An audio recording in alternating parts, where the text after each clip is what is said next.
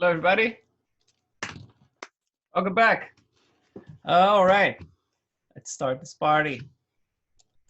Do some more grooming today. Okay, let's see. Get this open here on the side. Okay, cool. Okay, so you can see my screen, right? You guys are quiet today. All right. So we're going to start by, I thought it would be a good idea to actually open a few of my scenes so I can see like the different approaches you can use for hair, you know, different ones. And maybe I can comment on some of those styles as well. And then we can go right back and then actually dig into the process itself. So I'm just going to start by opening something that's a little bit older here. Let's start with this Rick Baker model so you can see what I mentioned yesterday, which was the multiple, let's see, renamed, the multiple, descriptions to do like just like a mustache separated from the goatee and sideburns and everything. So let me show you how I have this set. Just ideas, you know, it's like there are so many different ways to approach this. You can have like a single groom and just like use masks and all kinds of stuff, you know, it's like to create like the whole thing at once. But I really like to approach like separating things as much as I can. So this one, let's see. Okay, so it's a lot of hair in there. So this one is like what, like 2 years old? Yeah. So for some reason, like my mind is kind of hard to just spin around it. So as you can tell right here, so let's take a look at those descriptions in here. So I have like the mustache, the beard, all this stuff. If I open my hair in here, I have separate like the clothes because I have like a little fuzz in there in the clothes as well, right? So I have separated. So in the facial hair, so the facial hair, look at all this stuff that's in here. If I turn it off, it's a bunch. Nowadays I don't use that much, but still, you know, good to have separate. So if I turn off the mustache, you're gonna see right there, right? No curves used. This is plain sculpting without curves, right? So like there's no curves modifiers, just like regular modifiers in there, right? Then I'm gonna go to, I have like my nose hair in there, turn it off as well, nose hair. I have some stubble in here, and then the stubble I started with them like everywhere. And then as soon as I had the beard in there, I removed part of it. So you can see the stubble right here, which is just a little, I'm afraid to actually go to close and then the thing just go out of orbit here. But let's say the stubble looks like this. And basically the stubble, each one of the, oh, it's kind of broken. Oh, it's inside. This is inside there. So the stubble is kind of like it ends in a square kind of tip, right? Contrary to the rest of the stuff. Same with the beard, because the beard is almost like it was trimmed, right? But then if you have like something like the peach fuzz, then it's basically like it ends in a point, right? But those ones, if you have something that was cut, you have to imagine like, yeah, if it was cut, you have like a square point, right? So that's the deal in there. Peach fuzz off as well. I have the goatee right here, the upper part. And then I have the goatee itself. Kind of funny to see Rick without it. So I have the eyebrows. So I have like a bunch of different passes for the eyebrows. So for example, like I have like this fillers. So some more like in the middle right there, some fillers. I have thin hair. It's kind of like the areas like outside, kind of like the blending stuff. Then some flyaways. And then the eyebrows main basically, right? Then for the hair, I have like my sideburns in here. And then the main hair itself. Look at that. Aha. And I have this top part here, so the front hair. And then all that stuff is just blending stuff, like hair blend. So like thin hair, just blending with everything else. And then I have some hair strays that you can see right there. So you see like you can separate things by creating like multiple different passes, or you can combine things. For example, like the strays yesterday, I show you how to create with basically like using the same hair, but simply with you know, it's like with some noise modifier in there. So, you know, going back here, put everything together, and you're gonna have the whole thing to look a little bit more interesting. like that, right? So I have like the full thing assembled in there. So let's see how I approach for some other character here. Let's just get like maybe 2 or 3 examples, and then we can move on to do some work. So let's see, for example, for the old lady, Asian old lady, let's see, it's probably going to be a much simpler version of that. So 161, let's try that one. This one is going to be heavy, and this one is going to be good to show because you're going to see what it takes to create something that has, you know, it's like fuzz in the clothes and stuff. It takes a lot of little hairs here and there.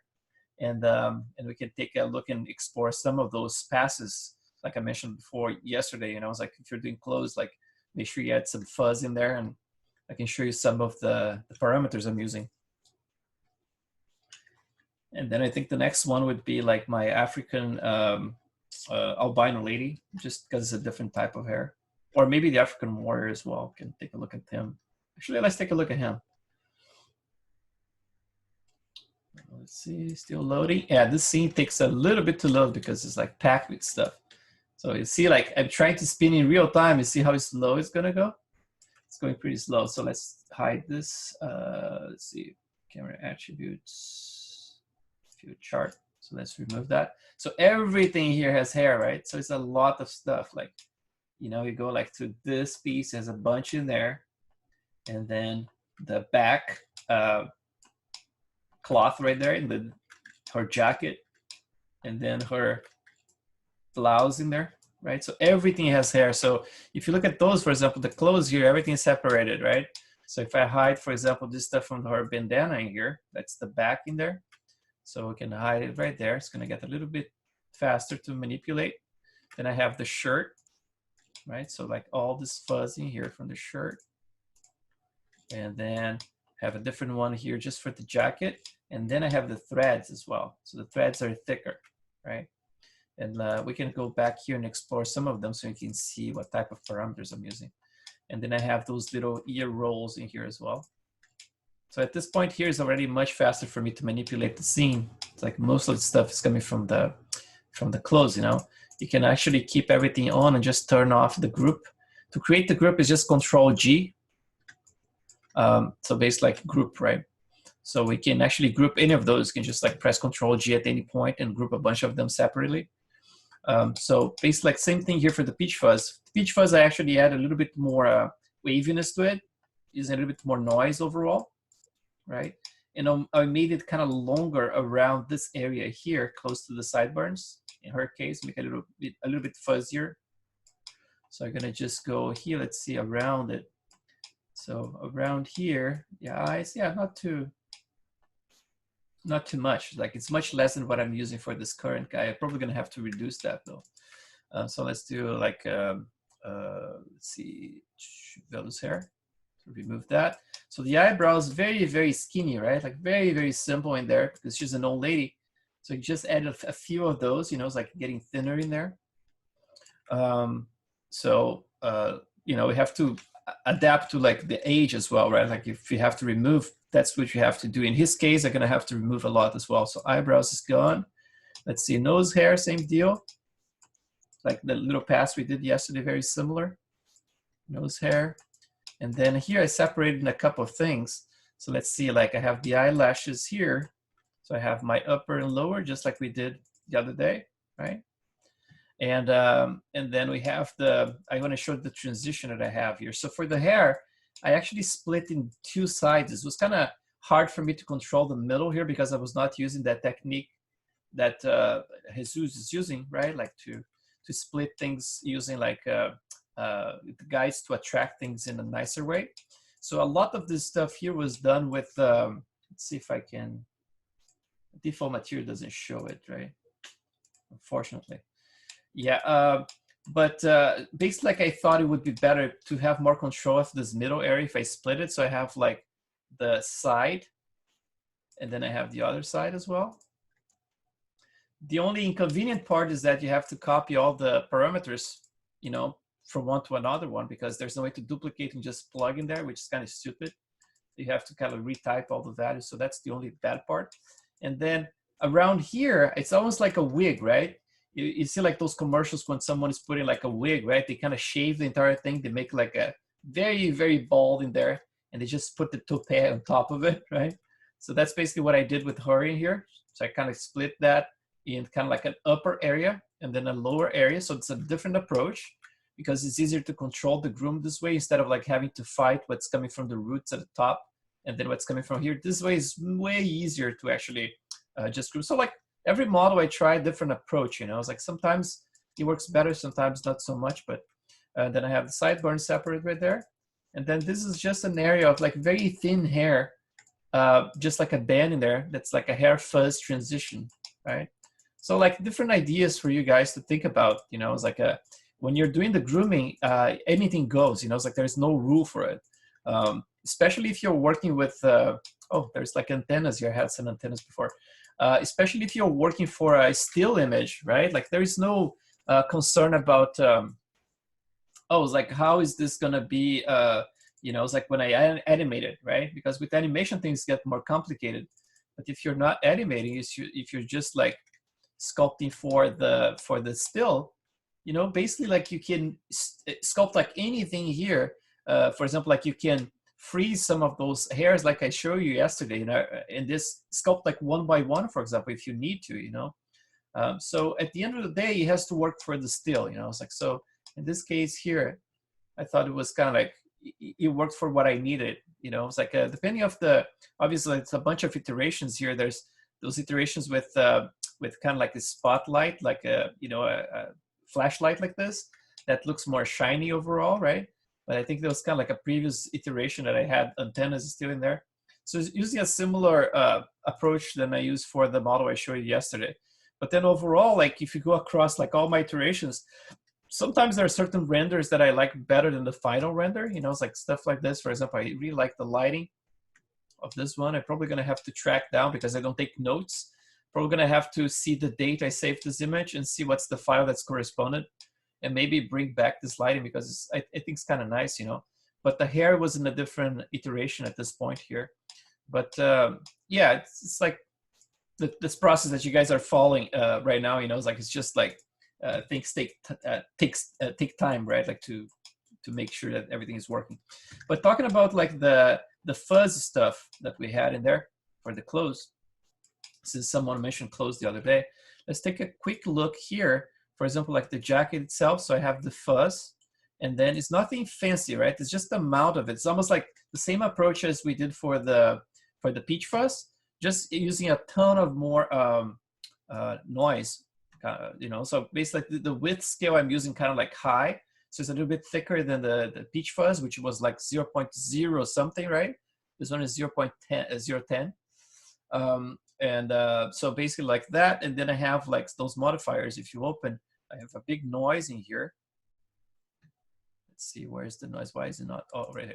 So if I get like the mask here to 0, it's basically like it's nothing, right? It's like just straight hair like that. So all of that stuff is being done by the noise itself. So if I crank it, there's a lot of it. So there's the magnitude here is like very high. The frequency is very high as well, right? And that's basically like, you see like just the noise itself here, you can do a lot of work with just one single modifier. That's the only modifier for it. I believe for the jacket threads, let's take a look at the jacket threads. So like those thicker ones right here. So again, like using just a few modifiers, it has just a noise in there, but you see that the noise is very little, right? In terms of the thickness of it, it's like 5.5 times thicker than the rest of it, just to have like those big threads, which look kind of like macaroni here, right?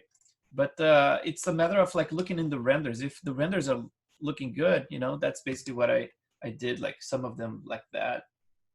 So they, you know, it's just like some spread out ones. So it's basically like the main thread and then the fuzz that comes from the main thread, right? So this is kind of like the main thread. It would be nice to actually have a way to actually add a little micro fuzz in the thread itself, but I mean, it looks okay in the render. It's like not being too perfectionist.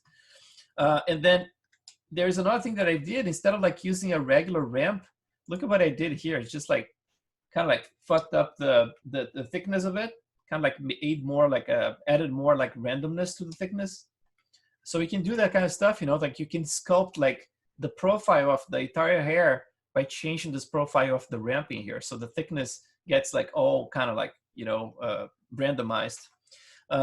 If you look at, for example, like under Arnold here, I'm using the thick instead of ribbon, just like we did for the eyebrows and the eyelashes, right? I told you guys to change to thick. And I think at this point I was using everything as thick. Let's see. No, this one, the bandana is ribbon, I think, to save some. Yeah, so I guess just for a few of them. The fuzz is also ribbon. Okay, interesting. Because I thought I was using thick for everything. But I think I switched after the recommendations they have at Arnold's manual. They say only if you're doing like macaroni or some other stuff, you can switch to thick. But like I said, I mean, like testing the peach fuzz the other day, I got a much better result with thick. So yeah, that's why I switched back to that. Like I used to do in the past, but I switched to ribbon because of the recommendations they did. But again, they recommended like a color for the skin that doesn't work at all for me. It's like, it doesn't look like real skin if you add those values they have in the manual. So it's one of those things, it's like a matter of like personal preferences, and behind the wheel, and there is probably some artists who prefers doing things in a certain way, but yeah, so that's basically like this type of style. And then let's look at the last one. It's going to be the African guy to see how I got the curly hair. So let's do, let's get, what's that, scenes. It's kind of trippy to look at those models, that I don't open for a while. Just look at them and kind of like have memories, it's like when I was doing those classes as well. It's a lot of stuff that in this class I'm going to be teaching, but not definitely using in the model in the final. It's going to be mostly bald, just with a little strays. But it's good to see like all the work that goes into this. Let's see. Well, that's heavier than I thought. All right, it's coming. All right, there you go. Let's hide this one as well. So camera settings, camera to, oops, field chart. Let's see if I can. Yeah, it's funny because my frame is kind of like, it's not framing right in the middle for some reason. So for this guy here, the approach was a little different, right? Because the type of hair is different. See, like it's very, very curly right there. But I still have like some fuzz going around it, this area of blending. So let's take a look at some of those passes here, for example. For the peach fuzz, I mean, like I did like very little based on what I was reading. I mean, like a darker skin. Normally, like the peach fuzz is a little bit less dense overall. So I removed a lot of it. And instead of adding like a peach fuzz that's kind of like blondish, I kind of like added a little bit more melanin to it. So it's kind of like a very thin hair, actually. So that's the peach fuzz right there. For the beard, see like certain areas like this one, it's a little weird, It's like that kind of stuff. Sometimes you can resolve. Let's see if that's the one. Sometimes you can resolve by changing the order of things. Sometimes like if you're fighting like a sculpt layer is on top of, for example, like a noise or something is countering a noise, you can have that kind of trouble. In this case here, what I can try to do, let's see if it works. If I try to just click the top and let's see if we can rebuild it. So like, let's see, base, beard base. If you go to this one, click the top node, go to the base part of it.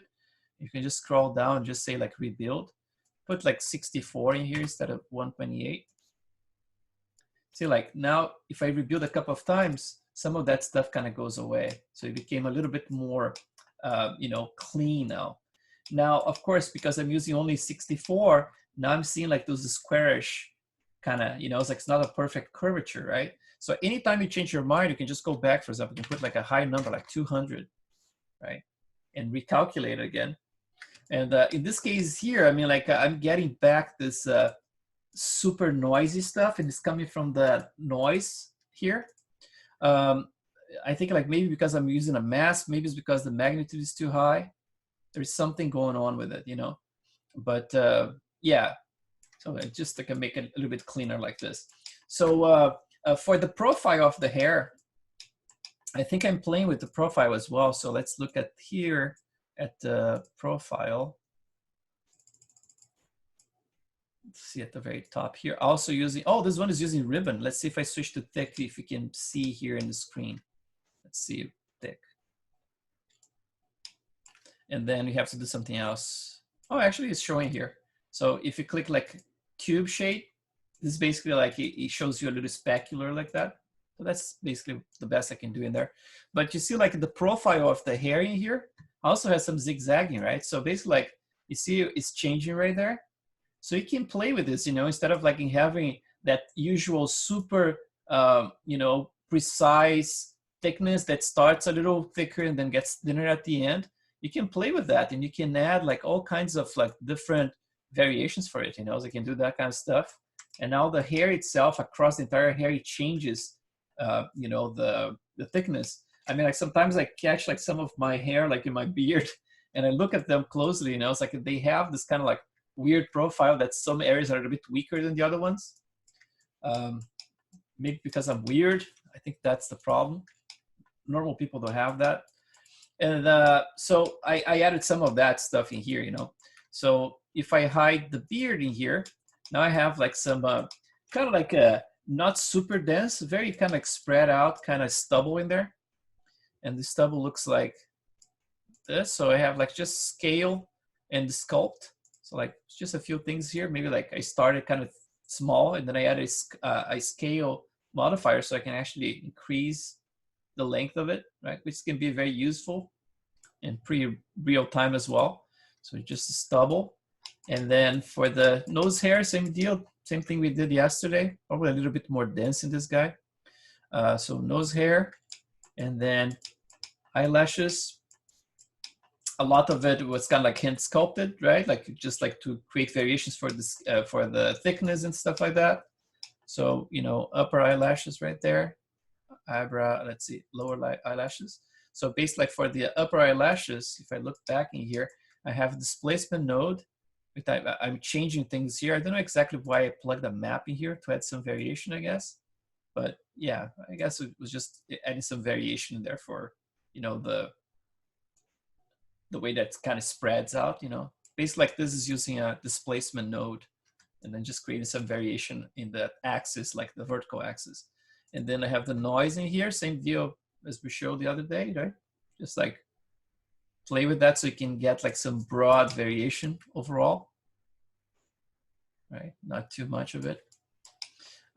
Then so basically like upper eyelashes and then eyebrows. Eyebrows are quite simple here. I don't have a lot of passes or anything, quite simple. And then for the main hair, I have a couple of different things here. So the first one would be, I'm gonna bring back the peach fuzz. And you see that the peach fuzz, it was a fuzz all the way until here. And starting here, I used a length brush to make them longer. And you start blending with the other hair. So I made them longer and slightly thicker towards the hair. So you see like the peach fuzz is covering both things. Like the other models that I showed you before, I created like a band just like for this blending transition as a separate description, right? But in this case, I'm using the fuzz itself to create that. And that goes all the way behind as well here. Let's see if I can see around here. So this entire area, see the peach fuzz is covering the entire thing. So basically like you can add more length to it. And you can also add, for example, like you can use a brush like this one, which is the noise tool.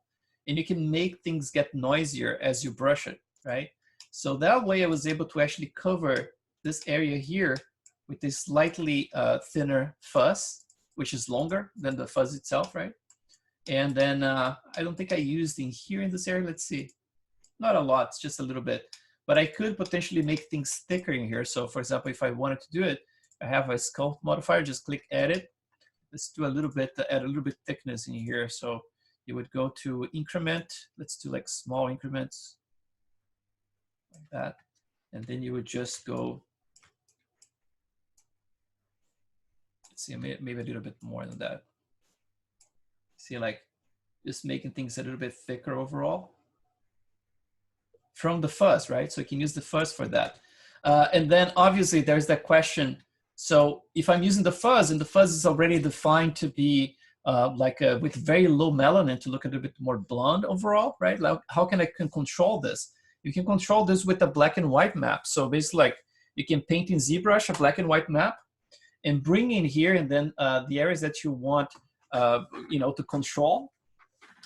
then you can just like have like painted, for example, like the blonder stuff is gonna be completely black, right? Like in the darker the hair gets, it gets more and more white. So you can paint a map like that, and you can actually filter the entire thing. You know, so you can use the peach fuzz to cover everything, including those blending areas, and then just turn them a little bit darker in those areas, and then blonder in the rest of the face. So you can definitely use a map for that. And then you can also add some length as well, right? So you can just go here, just like, okay, so this area I want to blend with a little bit more length. So that's basically like all peach fuzz right here, you know, working for you. So you can create like a nice blending, you know, overall. And then for the parameters of the hair itself, let's take a look at the hair itself. So the main hair. So I have like my sculpt right here. Let's see what's in the sculpt.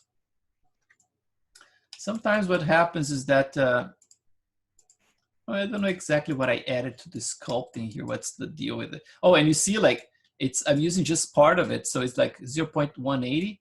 If I remove completely, oh, interesting. I probably grew the entire thing here, kind of like start like growing the hair itself. And then I just blended back to look, you know, just like long enough. Yeah, something like that. But, you know, like it's cool because with those slides, you can control everything very carefully, right? But let's remove some of those modifiers. You're going to see how different the hair is going to look here. Let me remove this background as well because it's kind of bothering me there. You're not going to be able to see too much. So check this out. So the reference I was using, he had those little areas with those little fuzzy hairs like that, kind of like, you know, it clumped together like that. So the way I approached was like this. So I have the noise modifier in here. So let's turn it off, right? And then I have, let's see, the sculpt modifier. So like very, very, you know, simple and fuzzy like that. And I have my clump modifier here. And then this sculpt modifier. So I started basically like this, just with some curves to define those areas, kind of like going a different direction down there, and then making this little, you know, top in there based on the reference I was looking, just to get the right volume in place, right? And I already have some of the, you know, it's like the scale in here, kind of like shorter around there, kind of like was shaved or something, right? So just by adding a noise modifier, I got part of that stuff, right? So the noise modifier got me all of that. And then I'm using like a very strong magnitude in here, right? Preserve length. Oh, preserve length is important because if you don't preserve the length in here, it's basically like gonna grow, right? Like as you make it, you know, it's gonna basically like try to, you know, to accommodate that distance. And if you're trying to keep it more physical, that means that as it like you know, curls, it basically like has to preserve the same length. So it's gonna curl and shrink slightly. So you can do that. And then for the clumps in here, oh, actually, let me see with the sculpt modifier. So the sculpt modifier, this one here, it just adds that extra length to things. So basically, like I just like, how I did this, I just selected, just like I showed you guys yesterday with the freeze tool, for example, you just click this one and just like, if I had want to add some more like that, I would just like select an area like this, and then this select, just get a little chunk, pick another area like that, you know, something like this. And then you can just go to your length tool, and then under the tool settings, you could just turn this invert frozen effect, right? Just like we did yesterday. So basically like you would be, let's see, length, this one, will increase some more here. So basically like you would paint, oops, I'm doing the opposite. You would paint that, so it would like grow just that specific area. And then obviously you can go and just like, oh, let me, just a second. I have to turn on by invert frozen as well for this tool. So this one here, you just like, you can do whatever you need with it, you know, you can stretch it, do whatever. So once you have that in place, you just like deselect, go to the next chunk and do that again. So you can have like all this type of variations in there. And then with the noise, it basically like helps to shrink them back to that kind of effect that I wanted first, right? Then I have the clump that helps a little bit further to get things a little bit more together. And then I have this sculpt here, which was kind of like a manual sculpting of the forms just to conform more to the sculpture, you know, the length and everything that was seen in the reference. So it's kind of like a last pass on top of everything, but very, very simple overall, you know. So the clump here, let's just take a look if I have anything fancy applied to it. For example, like this stuff here. So I have, let's see, clump map. Yeah, I'm not using curl in here. No, it's actually, I guess it's just a regular clump. It's not even doing much. It's like mostly, you know, bringing things a little bit together. But most of the modifier is coming from the noise itself to create like the real like, you know, curly stuff. But one thing that I forgot to mention was this.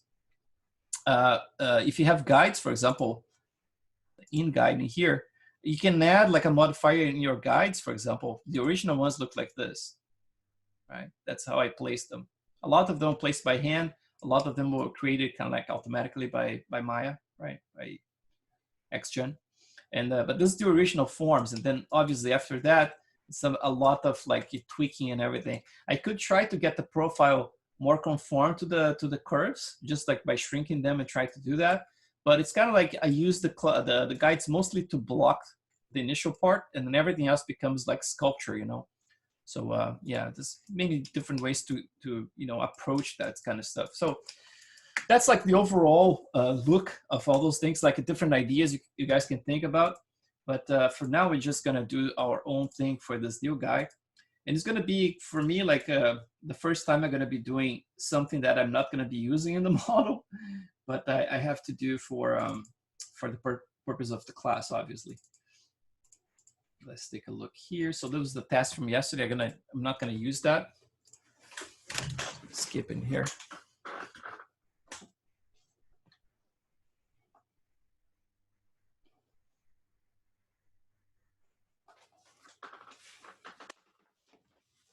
Right. It's taking a long time to load Sammy these days because of all the fuzz, I guess. Yeah, all the peach fuzz. This is going to be the first thing I'm going to turn off. So the peach fuzz is a little faster for us. Yeah, much faster. All right, so for the longer hair, right, like if you want to approach, we definitely can take a look at that approach that I showed you guys yesterday. I posted the link in your lesson yesterday. So basically like the same page here. If you want to take a look, you can look at our lesson yesterday. So I posted a link to this. You can click straight away to it. So this is kind of like the missing link between, you know, it's like XGen Core and XGen Interactive, I think, because this is one of the most useful things in the core that Interactive didn't have. But thanks to Jesus, you know, he did his magic in there, and then now we have access to that information. So thanks to him. But like I said before, I mean, like it's such a open forum, you know. It's like when it comes to hair in XGen, the amount of stuff you can do. I already show you like the power of using just like the freeze tool to actually, you know, be able to sculpt things like manually. Since we are here, let me just do this before we go further, because I want to show you another scene, the last one, sorry, because that's the only one I have like actual long hair. And that's when I started doing the portrait of my wife, which I never finished. I have to go back to it and finish it eventually. But let's see, clean scene. Let's open this one. And this one has actual long hair. And then I know that some of you guys going to try to do like long hair, and it can be tricky, you know. Probably like with that approach that Jesus showed us, I think it would be much easier for me nowadays to actually try to design her hair using like the clumps attached to the guides, because the way I did in here, you're gonna see it's mostly like manual work, you know. So you can tell like you can do complex stuff or like a very specific design by sculpting stuff by hand. So the way that, you know, it's like this is approached here is a lot of manually selected chunks with the you know, with the freeze tool. I would select little chunks of hair and then keep just that area frozen, and then sculpt with the invert froze on. And I was just like pull and basically like curve those hairs and everything manually. So each one of those chunks here was sculpted kind of manually. If I show you, like if I turn off a couple of things, it's just to show you like the power of like just like doing things manually. You still can achieve the results at the end. Whatever you want to do, you can achieve with XGen, you know. It's just a matter of like if you're expecting to have a lot of it coming like automatically, or if you're expecting a lot of it to be like, okay, I'm gonna have to do a lot of manual work, because definitely can do that, you know. So I normally use like, even for a like a kind of like a, how you call, like straight hair like this, I still use a lot of noise, but it's kind of like a broad version of the noise, right? So if I turn off my first noise here, you see like that just around this area here, you're gonna see that's gonna go a little bit, you know, it's like more straight. And I see this a lot in renders, you know, it's like posted at Artstation all the time. A hair that looks completely straight, like you can see all the lines parallel to each other. It looks very fake in CG. But as soon as you start adding some more noise, especially with the flyaways like this, it starts breaking that up, right? So that's important to add like noises and noises. So you see there's another passing here, so there's another noise, there's another one in here. So you see like, this is the kind of stuff you see at Artstation all the time, CG hair, right? It's like, call it done, right? It's all done. It looks like video game or something. So basically, like if you add a couple of passes of noise, you know, it's like with different things plugged in there. For example, like this one here has a mask modifier, and that's to create like the flyaway stuff, just like we did yesterday, right? Like with the noise plugged in there, same thing, billow, right? This one is billow actually. I normally nowadays I use the purling noise, is better control, but same deal, you know, maybe with the color balance tweaked a little bit. In this case, not even that, just like using the threshold and the amplitude. So yeah, a couple of noises to help the hair. So that's the first thing I'm gonna tell you guys. Otherwise, it looks like very, very straight like this, right? Especially from a distance. And that's basically like the best way to sculpt them at first before you add the noise, because it's much lighter, right? But you're gonna see if I remove the sculpt modifiers, look at what's gonna happen. So the first one, just one sculpt modifier, look at the difference. This is all manual labor right there. So you see like this chunking here, how weird it was before. So I would basically select just a little part of it. Let's get this is sculpt here, let's see. You just select a little chunk like this, for example, and then go from another angle, remove some of that selection, and then you can just go and get like a little chunk like that, for example. Then I would go to my sculpting here, tools, and get like a comb brush, invert frozen effect, and then I would just like, let's get this to be, the fall off has to be based on screen. Okay, that's screen, and then, yeah, I think that should be good. So basically, you just like get this and then curve it the way you want it, and then pull, for example, around here, add a little twist at the very end right there. You know, things like that. It's just like you can go from different angles and you can keep tweaking it until you get like a nicer tip in there. So like for each one of those little hairs that you see like in the front right there, it's all done like that. You know, it's just sculpting the hair itself without using curves at all. So like the curves mostly like for, you know, creating the first stuff, the first pass to block, but then everything else was done like this, right? So you see like if I turn on and off this sculpt layer here, look at that. So you went from straight, completely straight like that, to something like this, then to something like this, right? And then with noise, and then more noise and more noise. Just to show you guys, you know, it's like I see some artists who are excellent at grooming, and they normally use the XGen Core. And then you can see like their progress shots and everything is with XGen Core. And just with a few guides, they're able to actually define all those curls that I'm doing here by hand. They can define all of those just with a few guides, because they use the clump attached to the guides, just like I showed you guys yesterday, you know, that trick. So it's possible to do in XGen. It's just, you know, it's not something that I did in here. So the lesson here is like, no matter what type of tools you're using in XGen, it's completely possible for you to achieve any type of hairstyle. But sometimes it takes more work because it's more manual labor, right? But at the same time, it's fun because, I mean, like you're sculpting the hair, which is kind of fun. You know, it's like, you saw what I did. I mean, if I remove those sculpt layers in here, it becomes like nothing. It's just like straight hair, right? So the lesson here is just like, yeah, if you don't mind doing the work, you can achieve anything with XGen. So basically like, yeah, so that hair in there, right? It doesn't look like anything. Even like here, right? To get some of those lost hairs in here, which sometimes is hard to control when you have a split. Sometimes like things get lost and there's no way you can actually control them, no matter how many splines you add, just because it's the nature of it, you know. If you don't use that trick from yesterday, they just get lost. So in that case, just like sculpt tools to actually force them into position. So I probably like selected, you see, like forced everything into position just by sculpting those large areas, and then going further with the more specific stuff later, right? So just sculpting manually has its value, you know. All right, so let's go back in there. Enough with the silliness. I just want to, you know, expose you guys to that kind of stuff because I'm not like a great groomer or anything. I can sculpt, you know, so I see it kind of like as a ball of clay that I have like with lots of hair in it, so I can just have access to basically like sculpting the forms, right? So let's try that. And all of those scenes I just showed you guys, none of them came without pain, right? Like all of them had like crashes and some fucked up stuff that XGen did in the process.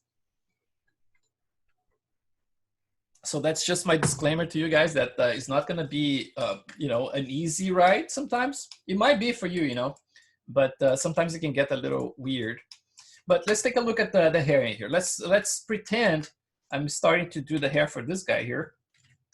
And then the process is going to be similar to what we did so far, which is going to be basically like selecting, turning the symmetry on. I'm going to pick like one edge right here, make sure that everything is working. Yep, symmetrical. Let's go to my face, and then I'm going to select by brush, right? Just like, and let's take a look at this. For example, I can just go like straight away, and let's say I can create an area that's a little bit bigger than what I need, just like I did with the eyebrows yesterday, right? So I can do the same deal. So I can start with maybe like some hair around here. It's gonna be funny to see him with the hair. And then let's define like the base of it. I normally keep a little bit shorter like that. And then I use like some fuzz to actually add more stuff down here. Depending on the person, I mean, like sometimes it goes pretty low. In my case, like I have hair that grows all the way down here. But that's because I'm a Brazilian monkey, you know, and Brazilian monkeys have more hair like that. So let's go back around here. So for the ear, we are not going to add any hair just around here, right? You're going to even like remove some of them. We're going to go around, leave a little buffer in there. And then we're going to start getting closer and closer to the ear again. And then around here, you kind of like define your sideburns. And again, like you can do a little bit bigger and longer than what you need, just so you have a little bit more area in there to tweak things. So I can go a little bit, you know, kind of like straighter like that. And just remove a little bit of this corner right here. A little bit straighter like that. And then from here, because his head like is a little big, I'm just gonna continue this one kind of like a straight line as well. And then around here, I'm gonna try to almost like, you see like this line here of the eyebrow, just gonna try to follow something similar like that, with a little bit of a curvature like that. So kind of like, just like an offset to that. And then around here, I can maybe like add a little bit more of the hair right around there. I'm gonna remove some in there as well, add a little bit more. Something like that, you know, maybe even further since he's gonna have those, it's a big, you know, volume in there. So let's get this here, and then, yeah, gonna have to adapt to the head you have at hand. So now that I have that, let's just do like go to my wireframe so I can see what I'm painting here, and then paint the rest of it. Let's go back here, bigger brush. So something like this should work. Let's just double check if we don't have anything else selected. Otherwise, sometimes it gets messy, you know. It looks like it's just the hair. Oh, there's a spot missing there. There you go. Something like that. A lot of people, they like to use, for example, a separate object. You can do that if you want, you know. It's like if you have an object, like a duplicate of this head, you can just like delete a bunch of vertices and just keep like a wig right there. and then you can groom on that one. I like to groom in the actual object because it's easier for me to just do everything in a single pass. If I had like a separate one, I would have to bring the model when I do any change in my sculpture, bring from ZBrush, and then I would have to morph the model itself because it has like the you know, peach fuzz and everything else. And then I would have to do the same thing like for the hair, right? I would have to at least transfer attributes or you know, it's like preserve the history so I can actually blend shape it again. But it becomes a little bit more complicated than simply grooming this guy, which basically like anytime I do a change in ZBrush, I can just like do a morph target and we are done. So that's basically why I do this way. But again, all kinds of approaches out there, you know, it's like especially like with the CG, I mean, there's so many different ways to do the same things. And what I do here doesn't mean like it's the easiest or the simplest or the best way ever. It's just the way that I feel more comfortable doing. But you guys might not adapt to the same way, you know. So I'm sorry? I just have a question. Yeah. Do you know if you can blend shape the separate objects for the hair or the scalps? Mm-hmm. You can? Yeah, if I remember correctly, I mean, like if you have, for example, you create the morph target first, right? Like you can create a morph target first. And then if you delete the faces, that still works, right? So I think there is a way to replace it. And but that's what I'm saying. You know, it's like it's something that I have to do a little research to figure it out. But I think it's pretty possible. You know, if it's not possible, as long as you keep the same UVs in place, then you can always resort to, you know, it's like to the transfer attributes, and then you can use like transfer vertex position based on instead of topology. You can just use UVs. Let's see, UV right here, right? And then if you do that way, if you have the UVs in the exact same spot, it's going to transfer fine. It's going to snap back to place. Oh, that's good a shot. I've just been doing like a live target on the main head, and then using like smooth and quad draw to really quickly like pop those scalps back into place for the new like sections that might have changed. Yeah, the transfer attribute is very powerful. I mean, like if you're using a model that's a little higher res like this one, like this is 70,000 polys, it takes a little bit, you know, it's like it might take like 3, 4, 5 minutes to calculate the transfer, but it does fine, you know. Cool. Yeah. All right, so here basically we're going to be doing the same thing we did yesterday. So you're going to start with the simple steps, right? I'm going to just add like some new modifier. We're going to call it actually not a modifier, a new description. So interactive groom, let's just do like a main hair right here. And then for the amount of hair, I mean, like right now we are at around like 44,000. This is going to be dependent on the size of the character, like in the amount of polygons you have selected. Sometimes you can have like a totally different number in here just because of the, you know, the distribution of the polygons and everything and the scale of the model, I believe. But let's try like if I need, for example, like 3 times that, I can just, you know, do like 300 here. So I got what, around 133,000, right? So I can start like that. So I'm gonna apply, let's see how much it is. It's a good amount of hair, right? And then obviously you have like those little areas here, like that's based like from the polygons, right? That I selected those faces in there. So there are 2 ways to fight it. One is going to be like creating a mask, right? Like just like we did for the eyebrows, create a mask in ZBrush, and then you can actually, you know, tweak this area here to look better. And the other way is to actually just like cheat it, right? So you can shrink them.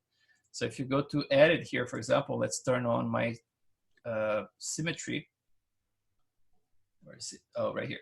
So let's go like first to the length tool.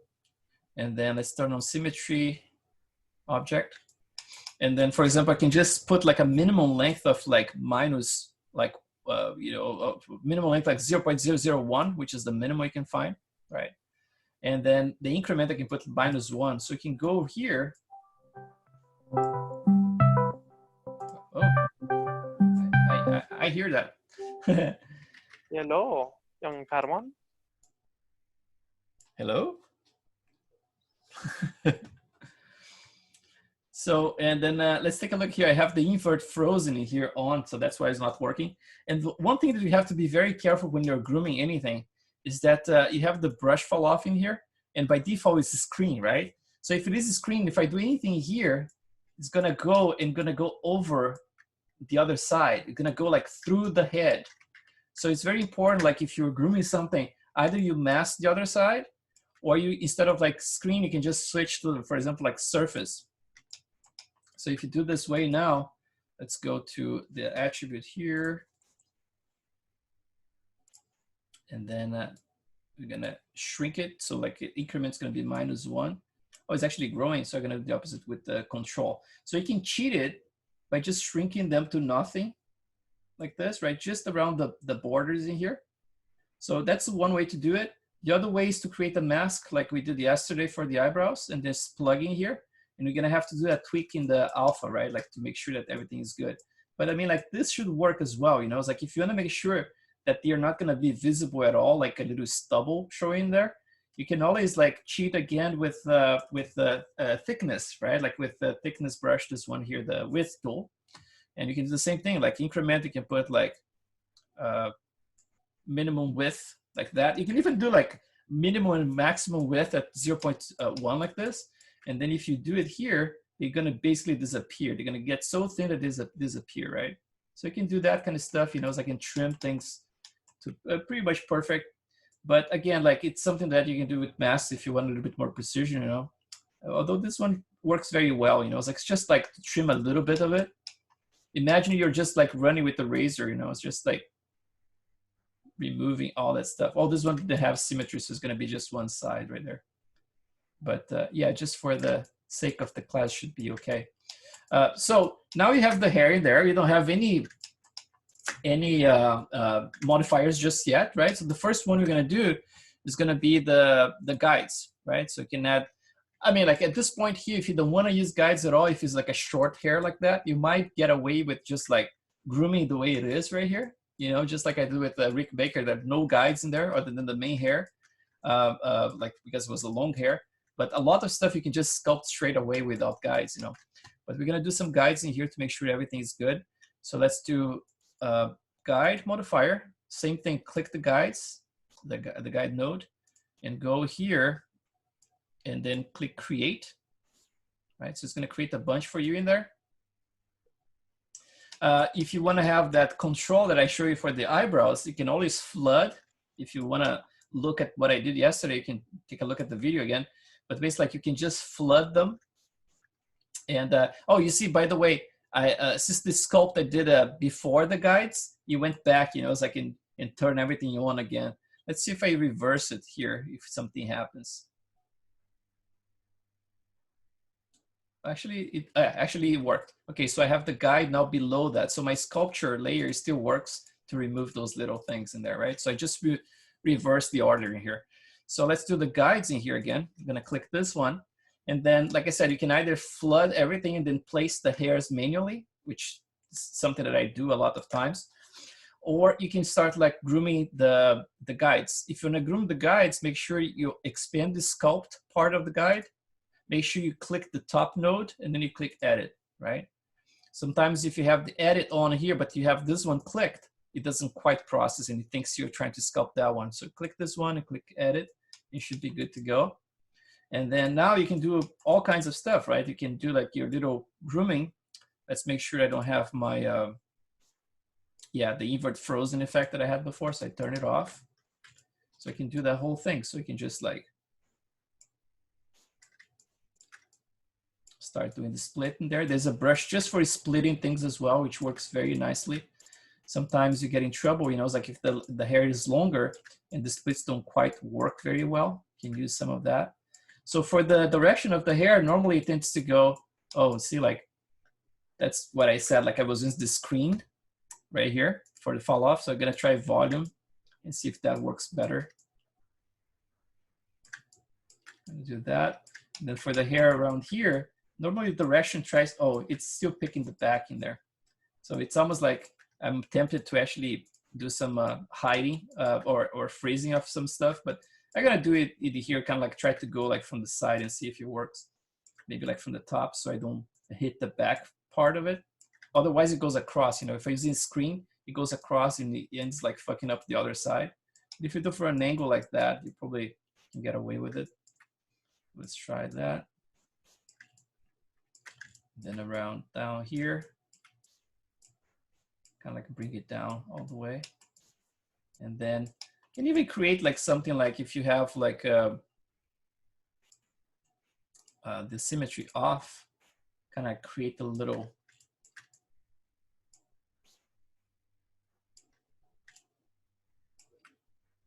imperfection here, a little twist at the end, right? Something like that, but the direction is normally like that. It goes like from here to the back, right? It goes all the way to the back and then gets like that little change of direction around there. And then obviously there's this split here in the middle that we're trying to create. And then around here, it basically like it goes over the ear. If it's a longer hair, you're gonna start like bending from here over the ear like that, right? It comes from this area and then bends. And then there is a separate area that's down here, which is gonna be going down. And then from this point on, it's gonna start going down like that, right? But then from this point on, it kind of like it changes back to going over the ear. So let's say you have your direction in there in place. Now we can start playing with the length of it, right? So just like add some length.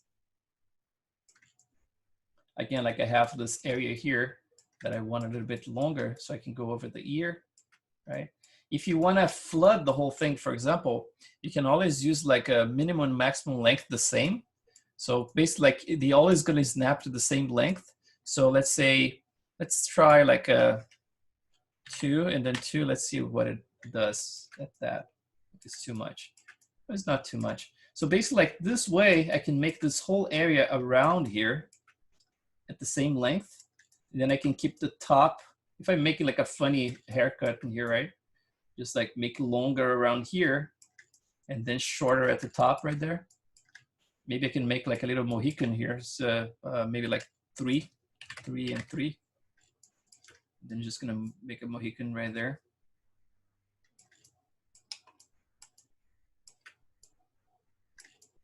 Just grow the hair. And then, you know, keep like on the sculpting part, making sure that things are working. It's kind of funny guy right there. And now, from this point on here, I mean, like basically like you can do anything you want with it, right? You can just do select just a few of them using the freeze tool, like I mentioned before, and just like doing all kinds of different things with it. But we're gonna talk about like some of the modifiers here, for example. So let's take a look. Let's hide the guides first. Click that one. So we have just the hair now. And now let's do for example, add a couple of modifiers. The first one is gonna be obviously the noise modifier, right? So just with one noise modifier, you already got like a little bit more natural look, but it's still a little bit too much frequency, right? So it's going to reduce the frequency a little bit. And you can see that when I'm increasing the frequency, you see the little ones in there, they are not changing at all, right? There's something here that's a very useful thing to do, which is like, you see the default magnitude scale? The magnitude scale is actually showing that it doesn't have any curl at the root. This is the root right here. Just switch to spline. This is the root right here. And sometimes you want to have a little bit more of, you know, it's like starting sooner. So you see those guys are very straight and sometimes looks very fake. So I would not ever touch this point in here because look what happens. It's gonna break the root. So when you break the root, you get like those kind of like 90-degree angles sometimes like that.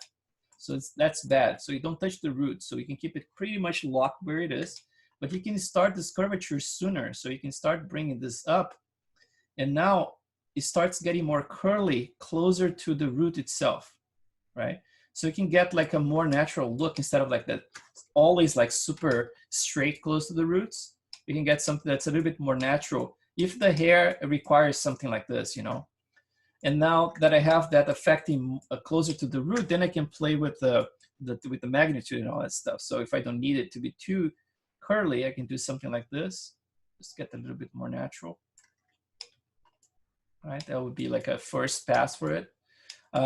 If we want to do like a, you see, like, let's take a look at the modifiers like for the clump. So the clump modifier has a bunch of other things inside of it. So at first it's gonna look very weird, right? Because it's just gonna do a, you know, it's like it's not based on the guides or anything. It's just like arbitrary. And depending on the area, you're gonna get just a few of them, right? That looks like Sonic the Hedgehog in there. So now, if you want to play with those values, I mean, like right here at the density, that's where you're going to change it, right? So if I want to do like 5 times that, then I get more of those guys now, right? Looks like a bird. And then you can keep playing with it, you know. It's like, and then there's that thing that you do as well, just like with the noise. This is basically like the you know, the base of it, and this is the tip. So the tip, you can either like go super strong with it to really clump it together, right? Or you can go something like this, you know, a little bit more square at the tips. Same thing here. I mean, like you can add different things. You can get like all types of different effects with it. I would go like more curved than anything. But I mean, like you can get some very interesting profiles for the clumps themselves, right? But then here you see like I have the clump on top of the noise. At any time, you can just click on it and just drag it down. So the noise now is going to be dominant. It's going to be on top of it. So if the noise is on top of it, now the magnitude here is going to influence those guys. So you get some of the clumping right there, but they actually start mixing with the noise itself, right? Still like very visible in there, but depending on the type of modifiers you add here, if you add a bunch of different ones, you might end up like with something that looks really cool, you know. Same thing for the clumping here. By default is at 100%, which is like this one here. You can bring it down to something like this, you know, so you have a tiny little bit of clump like that, more natural looking, right? Or you can go even negative. You can go like negative in here, and the clump is going to reverse. So you're going to get the hair to look a little bit more fuzzy like that, right? This is like a reverse kind of clump in there. So all kinds of stuff you can do. Now, the other cool thing about the clump is that you have those other modifiers inside of it, including noise, right? It's kind of hidden down there. So if you click the clump modifier, this is important. I'm going to show you guys, like, play with those curves, you know, both for the noise and for the clump. Very important. You know, you can do lots of very cool stuff with it. You can create like a feather profile just by tweaking this, for example, right? But not perfect, but you can actually pass as a feather. So let's take a look at here, for example, in this other things. Like I have this curling here. If I press it all the way like that, I'm not going to do anything. So it didn't affect it all. Same for those guys, nothing is going to affect because each one of them has a curve to control. So if I put the curve at 1 in here, unless I change the curl scale in here, nothing's going to happen. So let's see what happens if I change it here. So I'm starting to get some curl right there, right? And the curl is in its own axis. So basically like the clump starts to get like twisted like that, right? So you can get some interesting effects with that. You know, from the top here, you're going to see, look at that. But I mean, like, this is like with the clump at 100%. So it's very, you know, you can really see what's doing in there. But let's say if you add more noise or if you remove some of the clump, you can get some interesting effect, you know. And I'm using like a very strong effect in here, right? Like you can start earlier, like I said before. You can get some Goldilocks going on in there, right? So, you know, it's like play with those things, you know, it's like be curious about those modifiers because there's a lot of power in this stuff that XGen has in it, you know. But it always like your character is going to have to dictate what it is, right? So basically like this, going more towards something a little bit more naturalistic right there, right? And then obviously if let's crank it all the way and just like remove some of the clumpiness, right? If that's a word. Oh, actually in this case, I think you're gonna have to use the clumping mask. So this one actually removes a little bit of everything. This one just removes the clump itself, but the curl is gonna be there still, right? But this one here actually removes everything. It just blends back to the neutral, right? Without the clump. So like playing with the combination of those things, you know, it's like the mask, the clump value, and then the other modifiers. So for example, another one here, it's a noise modifier they have right here. So secondary effects, I have a noise. So if I click on it, drag, it's not gonna do anything, same thing. there's a noise frequency. But then if you go to the scale, the noise scale here, now we start playing with it. Now you're going to start seeing the noise happening in there, right? And you can actually go like to like a very high numbers. So let's see how much I have for my noise in here. So for example, I have noise at 1, right? And you can see that this one is going to 1 maximum in here. But if you click on it and if you type, for example, 3 in here, let's see, I think it, yeah, it accepts like higher numbers, you know, it's like it changes. So if I put like something big in here, see, it does that kind of stuff. So you can get that this type of effect. It's kind of hidden, you know, it's like because you normally like stop right at 1 and you do anything else after that. But if you start playing with those and really yanking stuff like that, then you can get some interesting effect, you know, it's like you get a lot of like free things like that. And then now on top of this, you're gonna have like the frequency. So I have like the noise frequency here. Let's crank it. I'm gonna get some more of that. That's starting to get messy, right? And there's one thing here as well that's like the amount of, yeah, I think like the amount of points in the curve look good because I'm getting like some good curves in there. So all these things, I mean, like there's so many things you can do with those modifiers, you know. Now if I crank this one here, look at that. Got like some weird hair. Let's put all the way up like that. And then just play with my curvature. That's a little messed up now. So let's see the curl right here, noise frequency. So let's get a little bit smaller. And then, oh, sorry, the noise itself has to be smaller. Like that. So get some curly hair in there for free, right? It's like ready to do a kind of like a Greek. And then obviously like you can add the noise on top of it and get a more natural look to it, right? That kind of stuff. So that's just like showing some of those modifiers, but I would say like really play with them, you know, be curious about that stuff. It's very, very cool stuff. Like this clump has a ton of stuff inside of it. If you remove basically like everything goes away, right? Like everything that I have modifier wise is like all inside of my clump right there. So now let's take a look at you know, other ways of trying to separate things by area.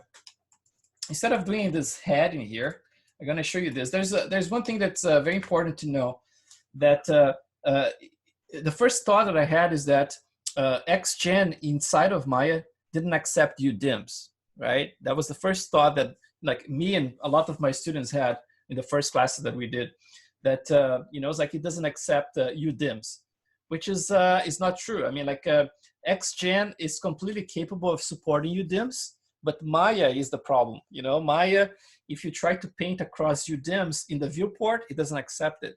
It has a limitation of just like one UDIM, right? So there are a couple of ways to do this. Either you can have like multiple UV sets and you can just switch them and just use them to place the hair and all that stuff. Or you can paint everything in ZBrush, which is my approach. So if I need to create masks and everything, instead of trying to paint inside of Maya, because I know it's not going to work, you know, it might work for one UDIM and not for all of them, then I always go back to ZBrush, paint that mask, and bring it back here. So what I want to show you guys is this. I'm probably not going to use the same head to show you, but I'm going to show you actually, let's use the head so I can show you the whole process. That I think should be easier. So basically like the guides in here, as you can tell, I'm using the guides to control those areas, right? But sometimes you're going to get into trouble in areas of transition where certain things are not following the correct curves. So let's say, for example, like if you have interpolation between this curve here, and that curve in here, there's a gap in there, right? And then how is Maya going to understand what you want to split? For example, like let's say this one here, this guide was going the opposite direction, and this one the opposite direction, and you want to create a gap in there. Let's even try to do that in here. Let's see what happens.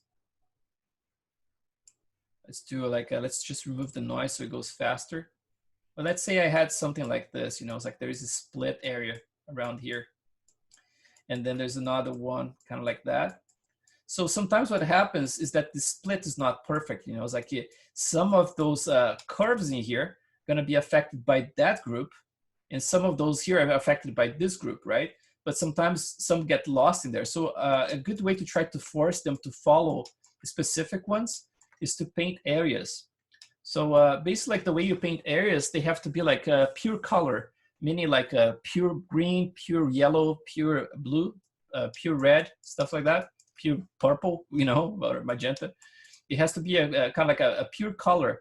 That means like, you know, this light dialed all the way up in some of them. And that way you can actually force the mask. So like basically like anything that's inside, let's say like you paint this area here in blue inside of ZBrush, right? Anything inside of here is gonna affect those guys that are touching that blue area. So basically like those ones are not gonna be affected at all. So just those ones here, so they're gonna drag this area. If I get like, for example, really, you see like those curves in here, those hairs in here are being affected by those guys, right? But what if I want these ones to be affected by those guys? All I have to do, for example, is to paint a red area that goes before it touches those curves in here, so around here. And then I paint another area with pure color in here that's, for example, green, really right against the root in here.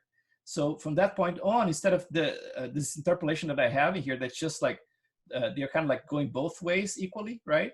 In that way, the split would happen just around here. Those ones would be forced to go up starting right here, instead of like just those ones, you know? So that's the whole function of using that. But let me show you how to use it.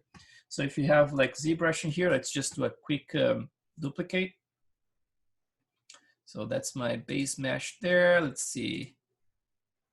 Just want to make sure that, yeah, this is my HD, okay? Just don't want to mess it up. Although those files are all saved, so, but let's see. So I'm gonna go back to this one. Let's do like a solo. And let's start with a pure color that's gonna be like, for example, you can go to color here, you can just do like a pure red, like that. And I'm just gonna go intensity at, you have to be at 100, right? Because you know how ZBrush works. If you have intensity at 2, for example, you can, if you try to colorize, it's gonna add little bits at a time of red. So you have to click multiple times to get everything red, right? So it kind of blends it. But if you go up to 100, then you have like your fill object a full red in there. So let's say you have like an area of split that's right in the middle. You can go, for example, like down here. Let's turn off my symmetry. Select half of it. And you can just switch to pure blue, for example. Let's go to color. It's going to be 0, 0, and then 255. And I can just do it again, color, fill object. So now I have like half blue, half red. And then let's say I have I want to paint like a custom area for another split. That's going to be, let's do like symmetrically. It's going to be specifically right here. You can actually leak over here because we know that the hair stops around here, so it should work fine. And then let's say we're going to go all the way to the back. And then basically like try to imagine like the different zones that you're trying to, you know, to force the guides to work in a certain direction. Basically like to force those splits so that you don't get a lot of stuff lost. You're still going to get some of them lost in orphans, but for the most part, it should work. So if you have something like this, now I can reverse my mask and let's do like a green in here. So pure green, right? Let's go like 255, 255, and 0. That's actually yellow, right? It doesn't matter. So let's go and then color fill object. So I have pure yellow in there. So now if you export this one as a UDIM, so let's rename it. Let's do like let's just call it like hair zones or something like that. And then just like texture from Polypaint can be low res, something like that. 2048 should work fine, I think. But another thing that you have to pay attention is that if you have an area of transition like I have in here, that might affect it, you know? It might leave some stuff behind because of that. So if you can have like exported from a higher resolution where the transition is a little sharper. So by that, I mean this, for example, like you can, when you paint it from this color here, you can turn your focal shift to -100, for example, and make sure that those areas are pretty much square like that without like a gradient, you know, happening there. So that should produce a better result, since you're really trying to force those splits. You know, by having like gradients, you might introduce like some unintended stuff. But I'm gonna do this way just so you can see how it looks like in ZBrush. So let's just ZBrush in Maya. So let's do like a create all maps. Hair zones right there should take just a few seconds. 3 and 4, so it took what? How many seconds? That was a record. 13 seconds, good. So now where we're gonna plug this? I mean, like you're gonna plug where the guides are, because we are trying to control the guides. So we have all those guides in place in there. So we're gonna find where the guides are, which is like the main node, not this one, not the little X in there, this one here, right? And then you're gonna go up, actually here, go down, and you're gonna see there's a region control in there. And then you have to check this use region map. And now you can plug the region map around here. So I'm gonna click on it, file. Do the same thing that I normally do. So Arnold, gonna turn off my auto generate TX textures, turn off my filter, turn on my Mari hue dims as usual. And then let's get the hair zones in there. So that's basically what it is. So you see now I got some splits in there, right in the middle, right? I can actually blend it back so you can see what it did. So you went from this right here to that. Just like following whatever I did in there, you know? So you see the split in there? It's kind of like trying to force it down and starting right here. And in definitely like that area got a little bit of you know, transition in there that looks a little funky. But it's kind of like one of the options you have, you know, is like to create something like this to be able to control what guides control what. It's always like in the same spirit of whatever is in, whatever guides are touching a certain color, they're gonna try to force the hair to go that way. And then if you have certain areas of transition, you know, it's like some gradients and stuff, you might get still some stuff lost. But I mean, like the best type of control I think you can get is by using that clump modifier with that trick that Jesus said, because that way you can really guarantee that things are following the actual hairs. And it's really by proximity, you know, it's like, so if you have like a chunk around here, they're gonna follow that specific hair and gonna leave those ones alone, you know? So yeah, it's a matter of like how you're gonna plan to do that, you know, it's like, this is just like a collection of tools for you to play with. But let's take a look at, if you try to, instead of using this, let's not use the region mask, let's keep like pretty much vanilla like that. And let's try to use the technique that Jesus mentioned and then see what kind of result we can get here, experimenting with it. So I'm gonna go to my main hair and I'm gonna add another clump modifier, this guy here. It's gonna look weird, right? And then I'm gonna click my clump modifier and then my in guide. So those two, go to window, node editor. So I have my in guide. Let's just make sure that those are the ones I have. So yeah, that's correct. And then I can just select them. I need like the in guide can be ignored. I need just the in guide shape and the clump. So I'm gonna select both of them. And I'm gonna click this one here to expand everything. Then I can just click the out spline data, plug into the input points. Right there, so it's plugged. Now I have to go back in here. And then let's take a look at the guides. And then where is extra attributes, isn't it? No, not here. It's actually the guide here, I believe. Extra attributes. Huh, I forgot. Let's see, guide. Oh, it's actually in this other tab is the guide shape. Let's take a look here quickly. Which one is the, oh, it's in the clump, sorry. So in the clump modifier, you're gonna click this one. You're gonna go to extra attributes, and then you're gonna turn on use input points. And then you have to turn it off first, and then turn it on again. And now you get them following exactly the same guides that you want in there, right? So this might be a better way to do it, because that way you can have absolute control over everything. So if I want to tweak just that specific chunk in there, just like with my wife, you know, it's like when I was doing the, you know, each one of them selecting all this stuff by hand, like by selecting the hair by hand. In this case here, we just select the guide itself. So you can potentially just go to your guide in here, and I can select the edit and click guide. Just make sure it's sculpting just the guide. And you can just use a freeze to freeze just that specific one right there. You see, I got that one. You can unfreeze with control. I'm gonna freeze it again so it's gray right now. And then I can just get, for example, like a length, and then use again, like you have to remember to click the invert frozen effect. And then let's just look up to a crazy maximum length and a crazy small length in there. And then let's just do it. How big is this? Huh. It's getting pretty big. Okay, that's better. I can see it now. And the strength gonna go 100%, and then I'm gonna turn off my symmetry. And then I can just go back to this guy. Let's see, invert frozen selection, yes, okay. Let's see why it's not, oh, minimum length. Let's try like, maybe it's just heavy. Let me just turn off maybe like the clump in here, and then turn off the hair itself as well. Let's see if this one, okay. So now, it's weird. Increment, oh, very tiny increment, I guess. Let's try 6.0. Weird, seems like oh, okay.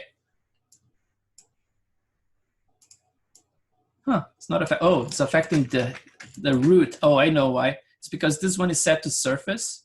So if it's set to surface, the fall off, what happens is that you have to touch like close to the surface or the root. If this is set to screen, you can touch any part of it. So it really works.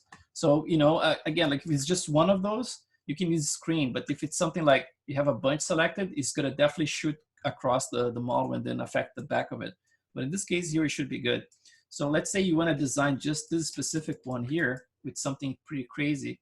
Like let's do this guy here. Make sure that each one of those you're using, you have to turn on the invert frozen effect. Otherwise it's gonna affect the yellow instead of the gray ones. And then let's get like a bigger brush like that. And let's curve this guy, something like this. If I want to do like a really nice curve, I can just like pull like from the very tip like that. And instead of like hitting it full on, I just hit with the edge of my brush like that. And I can create a very nice curvature, you know, like that. So, and then with a bigger brush, I can go back in here and just like pull it out. Something like that. Let's go back in here. Get this guy down like that. And then curve in this angle here as well. Try to curve like that first. Then this one down. And then from this angle, a little bit more like that.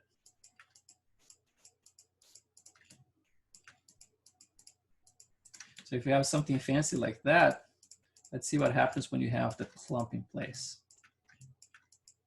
Let's get a little bit more curve right there. So let's take a look at something like that, right? Let's turn on our clump back and then turn on the main hair. So now I get that little perfectly curled surface in there, right? So again, like you can do this for pretty much everything. If you want to start fresh, like we did yesterday, you know, it's like instead of having those automatically generated curves in here, you can always like use the flood to clean up everything and start with just like a few of them. And you can have the control like exactly the way you want, you know. You can always, for example, clump together a few of those. So for example, I can merge those two in here. Let's do that. Let's turn this one off again. Let's make sure that this one is back. And then let's just like select these two ones here. Let's get here maybe. Yeah, there you go. So I got like those two gray ones in here. And I can just like, let's try to clump them together with a clump brush. Oh, that's weird. Oh, okay. It's just because I clicked on the without the invert. So we're gonna have to do this. So I can clump those two together. So now I'm gonna have like two clumps clumped together. Right, gonna get something like that. And then you can keep designing it, you know, doing more fun stuff. Like let's just make a little bit longer as well. Just bring them together like that. That way you're gonna get like some of them coming from different areas and just like clumping together, right? So you can get something like whatever you want to do, like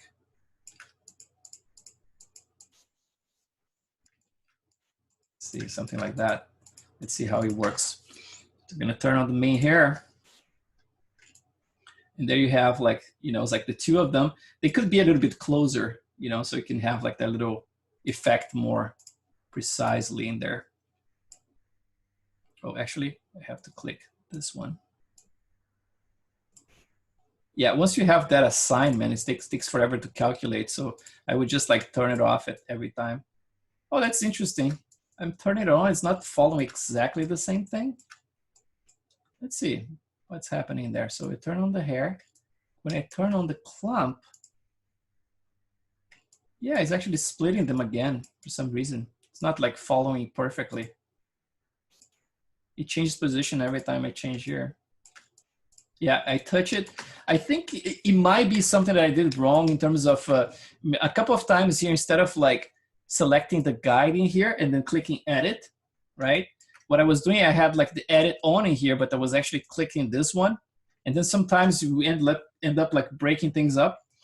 So be careful with that, you know, it's like if you're sculpting the curve, make sure that you always touch like the edit and you click this guy here before you start the sculpting process.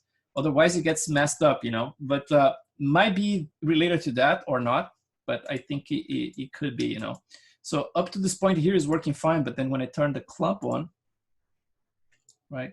So another way would be basically like first you do the design and then you assign that modifier like the one that Jesus showed us how to do in there. And then you can play with that, you know. Now, in this case here, I still can use my noise modifier, which in this case is behind or before the clump itself. I can put on top of it, or I can just like click and create another one. So add modifier, noise. Let's do like a strong one here. Let's do like a little crazy. Let's go to noise 14, this one. So I get the magnitude a little bit bigger, something like that. So, you know, it's like with this new way of doing it, I think like most of the hair are gonna do like long hair from now on is gonna be using this type of technique, but using very customized placement for them, you know. I don't kind of like trust that Maya is gonna place all of them in the places that I want. And because like it doesn't matter how many you have, the basically like this trick from Jesus always gonna catch all of them. So if you had like just one hair in here, basically all the hair in the head would follow that one. If you have two, they would split, right? So if I go to in guide here, if I want to add like a custom one, let's see what happens here. Let's do one with, let's see, add this one. Let's make sure I have interpolate on. So this one. So if I add one here, I don't know if it's gonna do like, it's gonna take some time to calculate, I believe, but if I wanna do faster, I can just turn off the modifiers and click it. But let's do it that way, let's see what happens. It's gonna recalculate, so add another chunk in there, right? Let's see in the long ones here, if I click around here to add one. You add another one interpolated with the previous one, so pretty close to that, right? And so on, you know, it's like you can add like customized ones like that. So you can really like start with nothing, you know, it's like really, just with a few of them that you sculpt, just to define the main shapes. And then later you can just like start basically like adding more and more of them. And then all of this stuff here is basically like, it's just a matter of like how much you're gonna, you know, it's like tweak like those attributes. So for example, the masking here, let's see what happens if I use like 0.5. Never tried it. Yeah, so at 0.5, you see like it becomes a little bit more natural because it's not forcing the clump completely, right? And in the same way, I mean, like remember you play with this curving here, so you can play with the curve and get some different effects to it. You know, so I can get some different, you know, look to it. So, you know, it's like this is the kind of stuff for me is still kind of new. I didn't use this for my characters because the last couple of characters I didn't have a lot of crazy designs. But definitely like this approach is going to be my go-to thing to, you know, to do from now on, like especially like for crazy like designs, you know, it's like try to maybe like do some period kind of, you know, designs like for like women stuff would be really cool to try with that technique, because it's really like the gap that we have between like core and interactive, you know. So you guys have any questions about this stuff so far?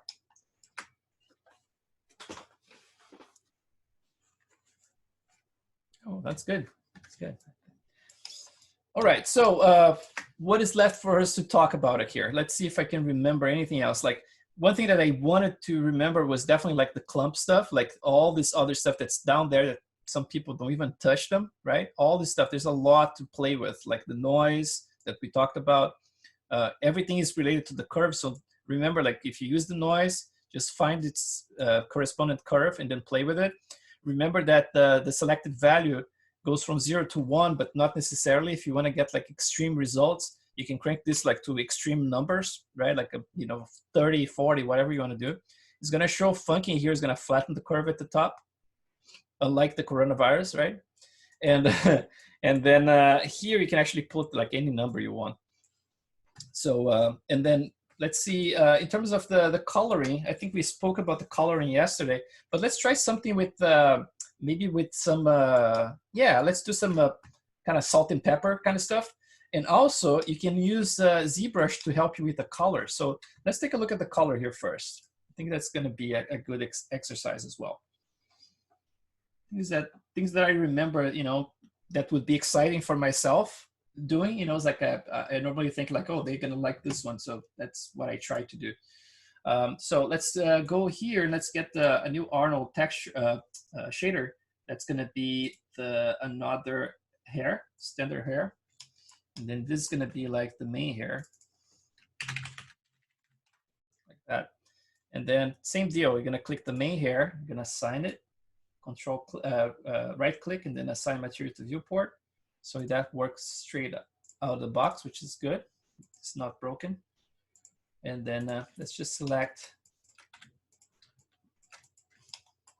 what the hell? It's not selecting my background here. Let's see.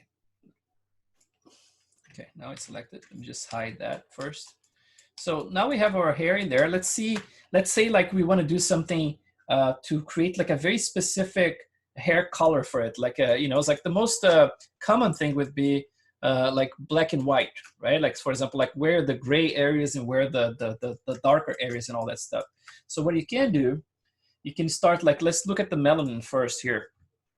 So if you look at the melanin, the main hair, so you look at the shaders right around the end here, it should be main hair. So the melanin starts with 1, which is black, right? So 0 is white, 1 is black. So you can play with that. So you can start with black for the white areas and basically like the opposite, right? Or we can just do whatever we want and just like flip the map. Let's do like in a more logical way, so we can just flip the map. The more logical way would be like black where is black and white where is white, right? That would be more logic. So we're going to start with white, for example. Let's paint everything white.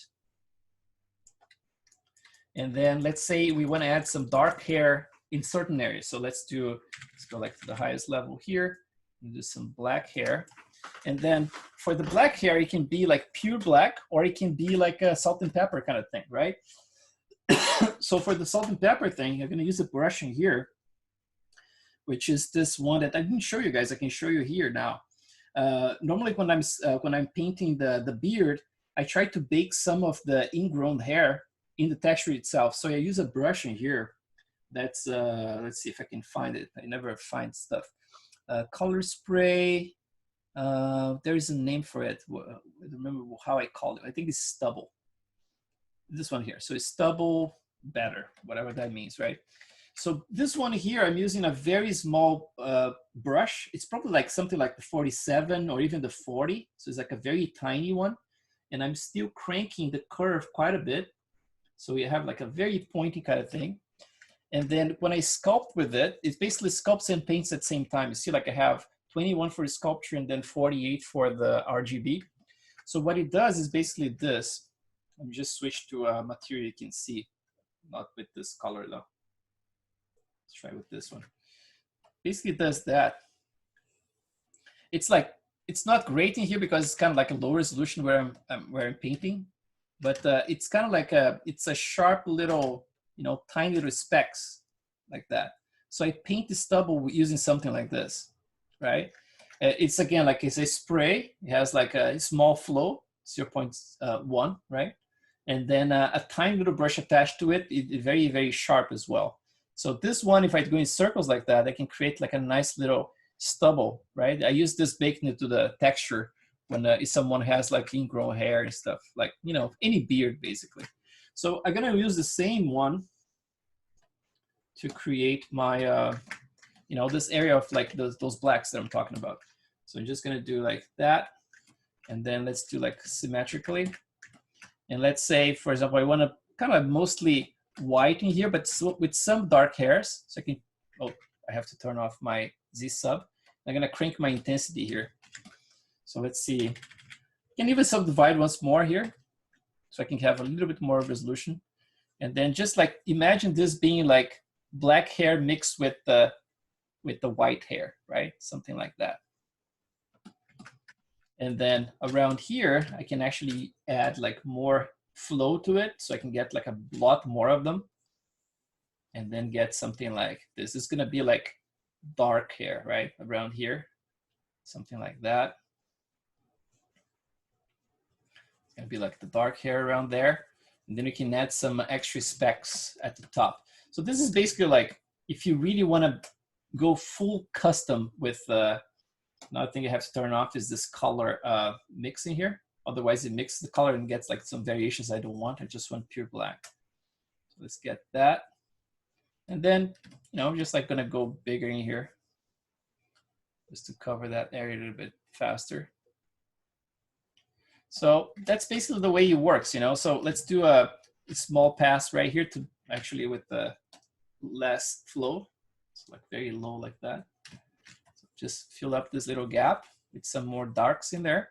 And then we're gonna reverse and get like some whites at the top. So we're gonna do like white in here. Gonna add some white hairs randomly. Let's do like with a very low flow, like 0. And then just like spread some of them in here. So those ones should turn black at the end, right? Because we're gonna be actually white at the end. Maybe adding some salt and pepper in there. So if you have something like that now, you can just export those maps the same way. This is gonna be like a crappy kind of test, but it should work. And then everything else here should be, it looks like a Forrest Gump, huh? Forrest Gump. Love that movie.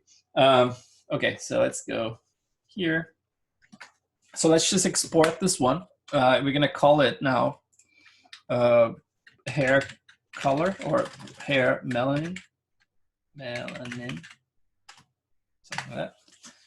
And then let's do texture from polypaint. Oh, actually, I'm gonna go a little bit more high res in this one because I want to get those little specks. I could choose like 496, but I'm gonna go like full on 8K, I guess. Just to make sure. It's overkill though. Let's go 496. Let's see if that one works. And then let's go create all maps. That shouldn't take very long. A little bit longer than the previous one because this one has more resolution now, but it should be fast enough. Let's call it 18 seconds. It's gonna be more than that.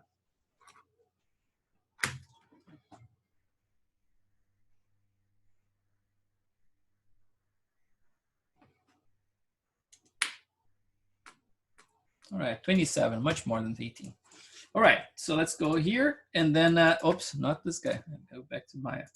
So let's play with the melanin now. So at this point, if I just render it, let's get back our map, Kiara. Man, it's gonna be funny to see this guy with hair. He looks so handsome, look at him. Let's see. Okay, so I don't have any open. Let's do this one here. And then let's switch my resolution to around, let's do like 1200. And then progressive render. Let's see what we get here.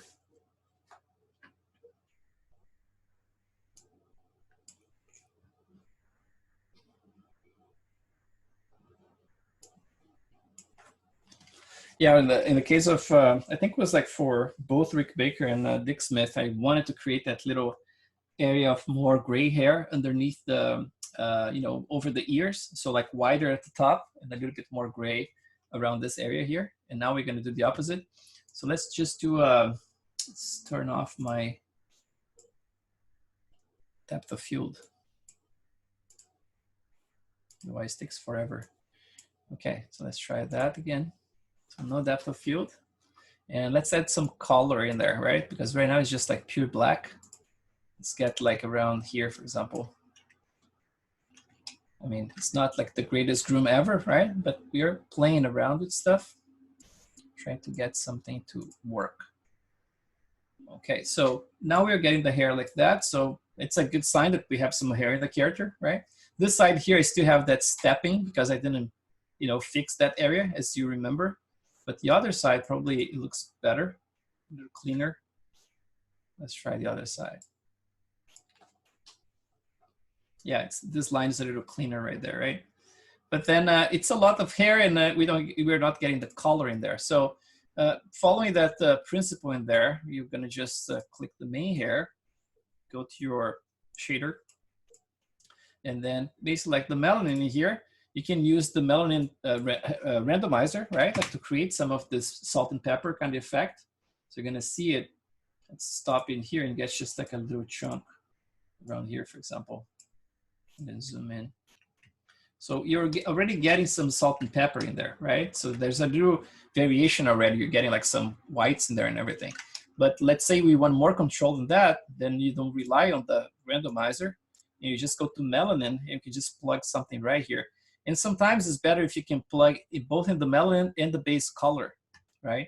So let's try to do maybe both together. Let's see like just with the melanin how it works first. So melanin, file, off, udim, Arnold, texture, and then let's get those maps. So melanin, right, oops, date.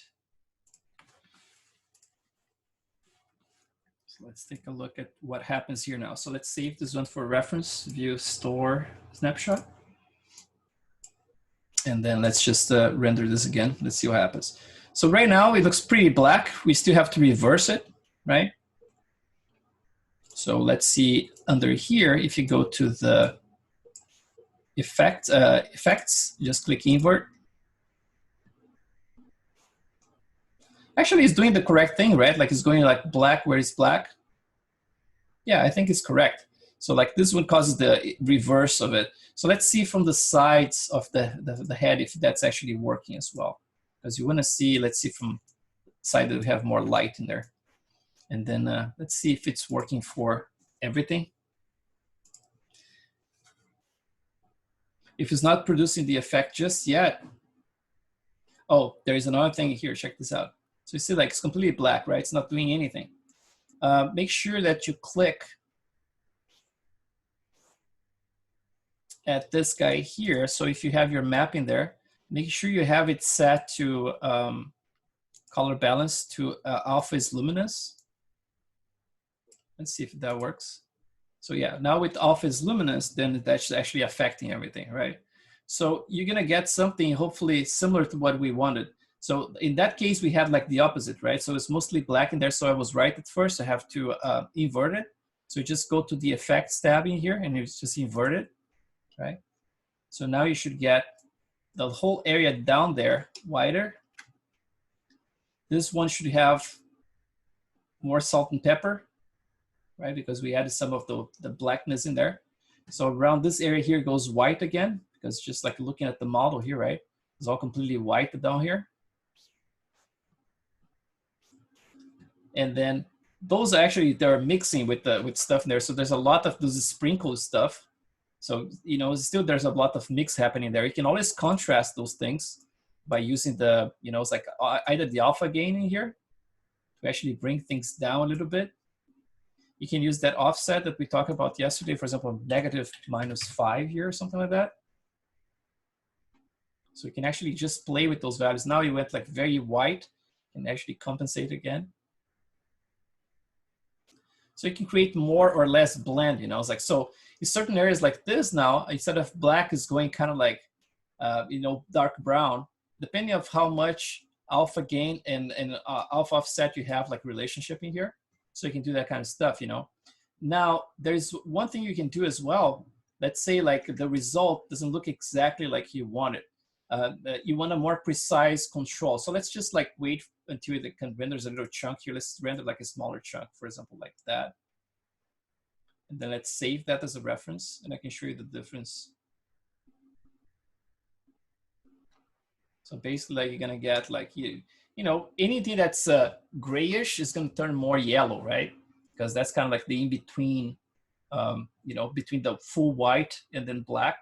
That's gonna be the transition in there. So we're gonna get like some yellower stuff. Now, let's see if we can do something to fight that a little bit. So if I go to View, Store Snapshot, just that one's stored now. So let's open the hyper shade of this whole thing. Let's get the main hair selected, graph, materials and selected objects. Main hair is right there, right? Right. And then basically what I'm gonna do with this, I'm gonna copy this map that we just imported. I'm gonna just do a Control D like that. And now under my main hair, I'm gonna actually plug this one to the base color. But the base color, you see, like that's full white, right? So yeah, it should work fine because like what we have black should be black, and yeah, it should be the same. So if it is the same, I can actually do like an alt color in here and plug it straight to the base color in there. Or let's try with the separate ones just so I make sure that everything works. So let's do like base color and then plug it in there. And now let's see the difference between the previous render and this one here. Let's see what happens. You see that area that was much yellower before?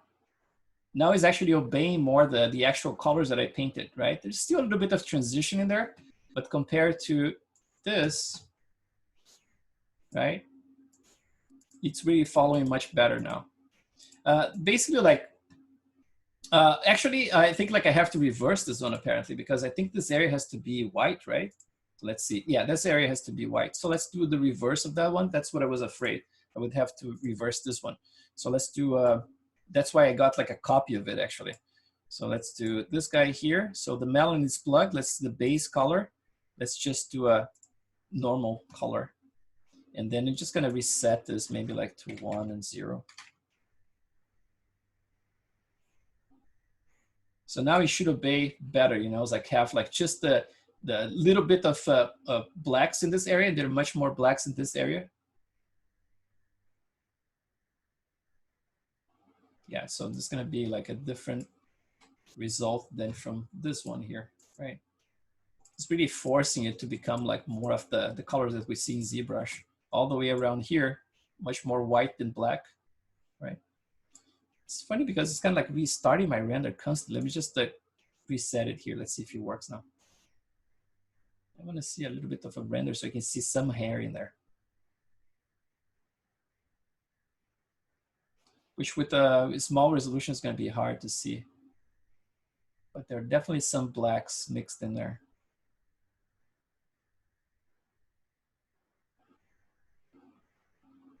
But that's basically like the overall approach, you know, it's like you saw that if you plug, for example, a ramp map into the, you know, it's like into the hair for the melanin, for example, it creates like automatically, right? Like it's basically like a root to tip kind of, you know, gradient. But if you have an actual texture plugged to it, basically the texture is assigned to the root of the whole thing. So basically, like, if it's in the root, then basically like the hair that's part of that pixel in there in the color sample, it's going to become that color for the entire hair, right? I have to test still, you know, it's like if there's a way to combine both things. So for example, like you have an area that you have like just like white hair, but let's say like it's white at the tips, but then black at the roots, and you still use those maps, you know. But I'm pretty sure there's a way you can combine it. But I think like the way when you have a ramp assigned to it, I don't know if XGen automatically understands that, okay, if it's a ramp, I'm gonna have to do this. Because otherwise, I mean, like you would have to consider the ramp as a ramp across the entire face, right? But that's not what happens. So I have to assume that that's basically what it's doing there. But yeah, so let's see, I can render a little bit bigger now. For the parameters of the hair, we spoke a little bit about it. I mean, like if you don't want something that's super shiny, depending on the lighting you have, this is kind of like a diffuse light, right? It's like this environment here is kind of diffuse. But if you have, for example, like a very small source, and you try to do this kind of render, you're probably going to get like very specky hair, right? And then especially like if it's straight hair, it doesn't have a lot of you know, noise in it, you're going to get like super shiny. And then sometimes you don't want that. So make sure that you go to your parameters in here, and let's take a look. Tweak your specular, right? You saw what I did for the eyelashes. I actually reduced the index of refraction a lot, and I reduced the roughness a lot as well, just to get like sharp little speck, just for the size of the eyelids, eyelashes themselves, right? In this case here, I mean, the index of refraction is a little high. I would maybe like bring it down from the get-go, maybe like to 1,350 or something like that. And maybe the roughness, I would increase a little bit, maybe like 300. And that should give me a slightly different result. And then that should work a little bit better for, you know, it's like a scene that has like very sharp, like 1-point light, for example, a small source, right? Like I said. And then, I mean, like if you have something like this, and all of a sudden you're like, okay, I want to just make sure that this whole area here is a little bit more on the gray side, then you would have to paint a map that reflects that, right? Because you remember that the base color here is driving out this whole thing. If I keep the base color disconnected like this, right? If it's all the way down, everything's going to be black. If it's up right here, then it's going to take into account the melanin itself, right? But considering that the base of the hair, or like the, you know, if you remove the color of the hair, the base is going to be white, right? You can do like creative things. For example, you can click this one and add a color to it. Let's do like a green, for example. So the base color now is green. So anytime the melanin is off, it's going to go green. Every time the melanin is on, it's going to go whatever color you have plugged in the melanin here, right? So you have like black in there. So you can use like in creative ways, you know, just red, whatever you want to do. And anything in between, right? Like you can do like a red with maybe like a, you know, more desaturated, kind of pinkish. You can have a little bit of red to it, or a little bit of green to it, like that. Just enough. Yeah, so, and then let's see the other things here I forgot to mention. So the melanin redness, obviously, you can actually reduce it if you don't want to get like a strong backlight that looks like red hair. You know, it's like this is basically what makes the red hair. And then if you want to introduce more salt and pepper in the middle of that mass, you can always crank this one as well. And that's going to naturally add more in-betweens, you know, create more salt and pepper effect. The other things you have here, you have this tint. Tint is actually, it's almost like an artificial, actually it's the diffuse, sorry. The tint is like for the specular in here. But the diffuse, you can actually generate something that looks like dyed hair, right? Like something that was painted. So basically like by default, it doesn't use any diffuse. If you crank this one, it's gonna create this artificial effect. So basically like the translucency and all that stuff kind of goes away and becomes something more solid, or solid color. So it looks like artificial hair, you know. So if you use red, for example, it becomes like really, really red like that. But obviously you can just mix a little bit of it, so you can get a little bit more natural looking to it. But this is supposed to simulate something that ignores like the translucency and everything, you know. It's like it looks like artificial hair, like fibers, things like that. So that's kind of cool to use if you're doing like you know, it's like the clothing stuff. To instead of like using melanin and all that stuff to control it, you just use this diffuse channel here, you know, so you can get like some very creative stuff like that. And then for emission here, I mean, like I don't change this ever. And then for the first and secondary specular and all this stuff, I never change it. You can try, for example, to do, I don't even know what type of result it's gonna give me here. Let's put like a, yeah, basically like it's tweaking the specular to have a color to it. So in this case here is going like magenta. Let's try green. So it's red hair with the green reflections, right, basically. And this one is like a secondary, then there's a primary here. Let's do the primary, I don't know, this one. That's the primary reflection or specular. But yeah, there's a lot of stuff to play with, you know. I think I'm gonna keep like that. I think I'm gonna keep going with the model like that from now on. It's funny. Anyway, no, I'm gonna pay my respect to him and make him as good as I can with his actual face and had actually changed a couple of things in the cranium shape just to make sure that things are a little bit better. But yeah, you guys have questions? I mean, like we are close to the time here, and I think I kind of sped up things because I know I always get dragged. You know, it's like with myself, like, you know, you never know. There's some kind of like traps with XGen, and today was surprisingly smooth.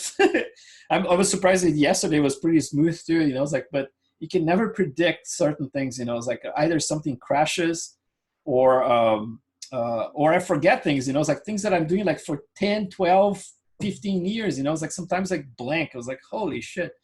It's the age starting to affect me.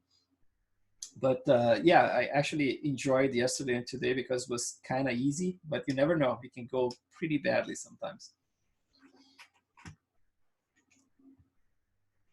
And then for tomorrow, I just like, before I continue, oh, one thing I forgot to mention the other day, the files you have like in the Google Drive, basically like the ones you sent me for reviews, you're basically like your responsibility, right? So I don't take your files or anything like that, but I cannot be responsible if someone in the group takes the files. I always hope that, you know, nobody's gonna do that. But if you have any files in there, like, don't leave it in there, you know, it's like just delete them straight away after the reviews. We're gonna have some new reviews coming this Saturday. So it's gonna be just a matter of like upload your files, I can download them, and then, you know, just like delete straight away or something like that. You know, it's like I can send back to you, but I cannot do like a customized kind of thing, like send to each one of you by email, because a lot of people, you know, it would take me a huge chunk of time. But I'm always trusting that people are being honest and not taking each other's files, you know. But make sure that you know, you accept the disclaimer in there. And I mean, it's hard for me to say because you guys are putting a lot of effort in your models. But I just like consider that those files we are kind of like, you know, it's like it's a kind of student work, you know, in a way. But at the same time, I know that we are going like full on, and you're doing a lot of the actual work to make this file useful already. You know, it's like for you to post like on Instagram or Artstation or something like that. So I just ask people, you know, that, you know, don't take each other's work in there, because that would be shitty. And it's a small industry, and we're gonna find you, and we all gonna kill you. No, we're not gonna kill you. We're just gonna shame you publicly. All right, guys. I think that's what I had for today. Actually, if you have any questions, I still have some time. Can answer.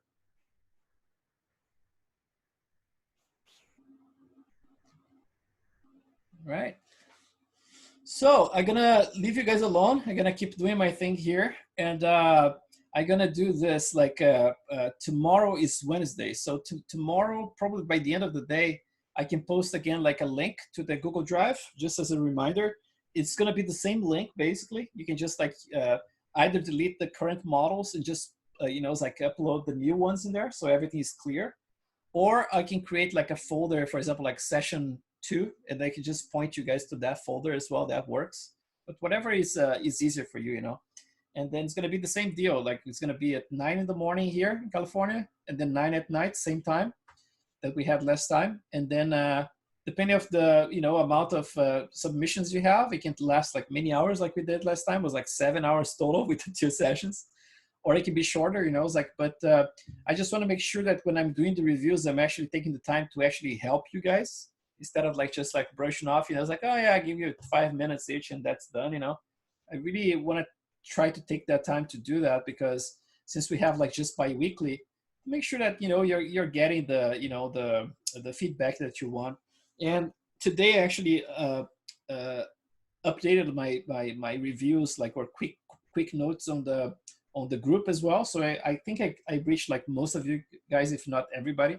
But any questions you can post in there. I see like people helping each other all the time, which is really cool. And yeah, we're just gonna keep working. Yesterday I tried to work on my model, didn't have the time because you know, I was so freaking tired, man. I just didn't want to deal with it, you know. And because I put so much work over the weekend, I felt like, okay, it's in a stable spot right now, so I can actually go a little bit easier instead of like spending another, like I said, over the weekend. I think I spent like, I don't know, 7, 8, 10 hours. So I don't need to do this every day, you know. But yeah, let's see what I can do in the next couple of days to improve the guy. I have to block his shirt. It's going to be just something simple. It's going to be probably this shirt here that I normally try to find, you know, some kind of outfit that's kind of like looks like the person's favorites. So when I look at his pictures here, for the most part, he likes, like, you know, his sports. Obviously, he has a couple of them with sports like that. But he uses this blue shirt in a bunch of his, like, you know, TED Talk. He used this blue shirt. He used in this interview here, right? So I'm gonna be using this shirt here. I think he has a nice feel to it because it just shows how little he is.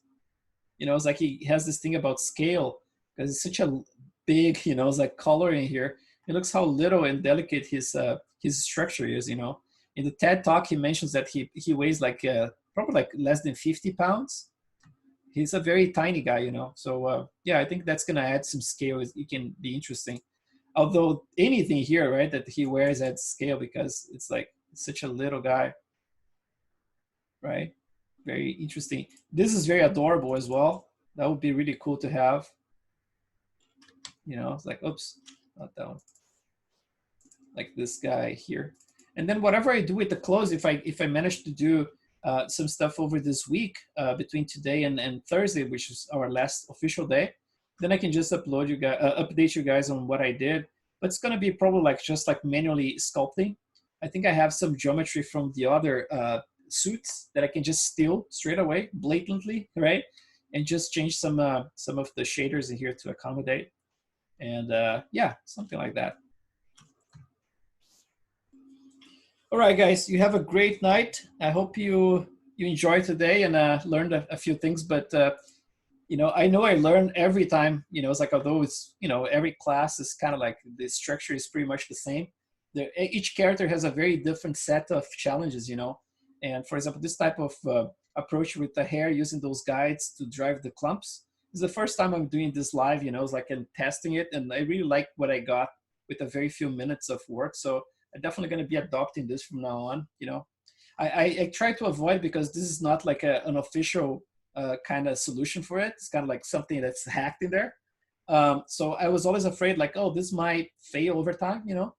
And even we saw that they actually shifted a little bit, but it might be some kind of mistake that I made. But I have to test further, you know. But seems pretty promising. I think I'm going to be using this for sure. All right, dudes. Have a great night, great day, and I see you very soon. See you tomorrow. See ya. Thanks. Bye. Thanks, guys.